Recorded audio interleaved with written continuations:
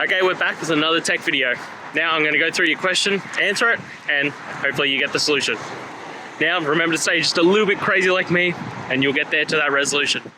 Alright, let's continue on to the video.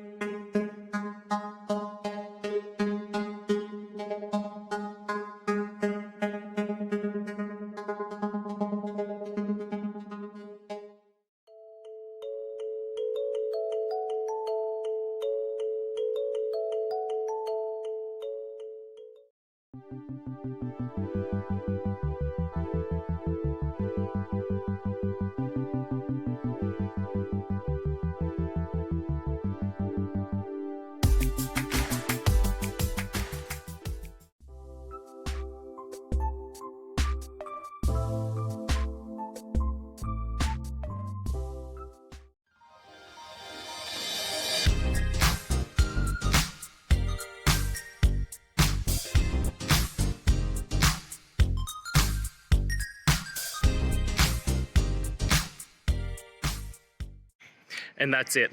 I hope that that's helped find the solution that you're looking for. And if it did, please, I'd appreciate it if you hit the subscribe button. Every time you hit it, it really helps. Now, I'll see you next time you need some technical help. And until then, have a good one.